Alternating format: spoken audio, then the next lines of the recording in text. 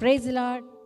ఈరోజు దేవుని వాగ్దానం 121 కీర్తన 7వ వచనం. ఏ అపాయము రాకుండా యెహోవా నిన్ను కాపాడును, ఆయన నీ ప్రాణమును కాపాడును.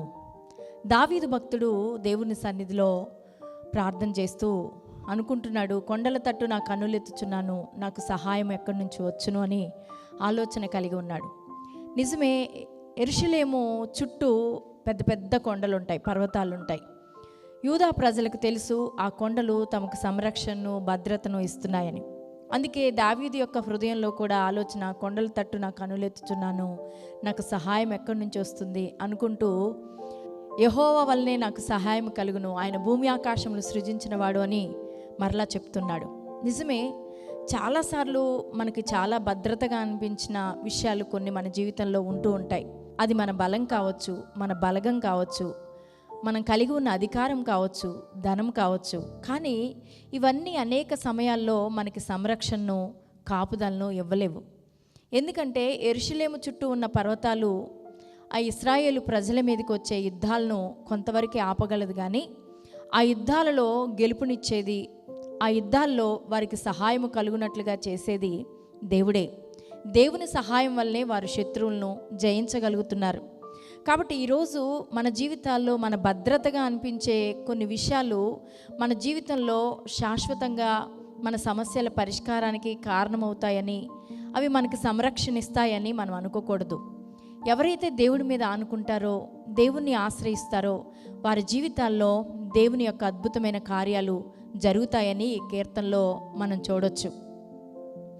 దేవుడు ఈరోజు ఒక అద్భుతమైన వాగ్దానం ఇస్తున్నాడు. ఒకవేళ ఈ 2023 సంవత్సరం మొత్తం కూడా నీ జీవితంలో అనేక రకాలైన పరిస్థితులు, శ్రమలు, శోధనలు గుండా నీ జీవిత ప్రయాణం నడిచిందేమో, కానీ ఈరోజు నీకు దేవుడు వాగ్దానం చేస్తున్నాడు. ఏంటంటే, ఆయన ఏ అపాయము రాకుండా నిన్ను కాపాడుతాడు. అంటే బాధలు వస్తాయి, శ్రమలు వస్తాయి, గాయాలు కలుగుతాయి, కానీ అవి ఏమీ కూడా మనకు హాని కలిగించవు అని ఈరోజు దేవుడు మనకు వాగ్దానం చేస్తున్నాడు. ఎందుకంటే ఆయన నీ ప్రాణమును కాపాడును అని దేవుని యొక్క వాక్యంలో రాయబడింది. నిజమే కదా, గాయాలు తగిలి, దెబ్బలు తగిలి ఒక వ్యక్తి బాధపడుతున్నప్పటికీ కూడా మనం అంతగా బాధపడం, కానీ ప్రాణాలు కోల్పోతే అయ్యో, చిన్న చిన్న గాయాలైనా, ఒక కాలు ఇరిగినా, ఒక చెయ్యి ఇరిగినా, మనిషి బ్రతికుంటే బాగుంటుంది అని మనం చాలా సందర్భాలు ఆలోచిస్తూ ఉంటాం కదా. ఈరోజు మన జీవితాల్లో చిన్న చిన్న పరిస్థితులు, ఇబ్బందులు, శోధనలు, ఇరుకులు రావచ్చు, కానీ అవి మనకి ఎంత మాత్రము హాని కలిగించవు, కీడును కలిగించవు. ఎందుకంటే దేవుడే మనల్ని కాపాడుతానని వాగ్దానం చేస్తున్నాడు. కాబట్టి నువ్వు ఏ విషయంలో కూడా దుఃఖపడొద్దు, బాధపడొద్దు. నీ జీవిత కాలం అంతా కూడా ఆయన నిన్ను కాపాడుతానని నీకు దేవుడు వాగ్దానం చేస్తున్నాడు.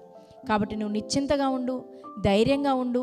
దేవుని సహాయము నీకు అందుతుంది, ఆయన సహాయం చేస్తానని ఈరోజు నీకు వాగ్దానం దయచేస్తున్నాడు. కాబట్టి ఈ వాగ్దానాన్ని బట్టి ధైర్యం తెచ్చుకొని ప్రతి పరిస్థితుల్లో నీకు దేవుడు సహాయం చేస్తాడని నువ్వు గుర్తెరిగి ప్రోత్సహించబడి దేవుడి సన్నిధిలో నువ్వు కృతజ్ఞతాస్తుతులు చెల్లిస్తూ ఆయన సన్నిధిలో వేచియుండు, కనిపెట్టియుండు. దేవుడు నీకు సహాయం చేస్తాడు. చిన్న ప్రార్థన. పరిశుద్ధుడివైన, ప్రేమ కలిగిన నా తండ్రి, కృపాసత్య సంపూర్ణుడివైన నా దేవా, నీకు వందనాలు చెల్లిస్తున్నాం ప్రభా. ఈ సమయంలో ఎంతమంది బిడ్డలు వారి అనేక రకాలైన పరిస్థితులను బట్టి కృంగిపోయి ఉన్నారో ప్రభా, అనేక రకాలైన గాయాలు, ఇబ్బందులు, శ్రమలు, శోధనలు ప్రభా వారి జీవితంలో కలిగి వారి బాధ అనిపిస్తున్నారో, వారి జీవితాల్లో మీ గొప్ప కార్యాలు జరిగించి మేలులతో వారి హృదయాన్ని తృప్తిపరిచి వారి జీవితంలో కలిగి ఉన్న ప్రతి పరిస్థితుల్లో నుంచి వారిని విడిపించి, తప్పించి వారికి సహాయం చేసి దీవించమని యేసు నామములో ప్రార్థిస్తున్నాం పరమ తండ్రి. ఆమేన్.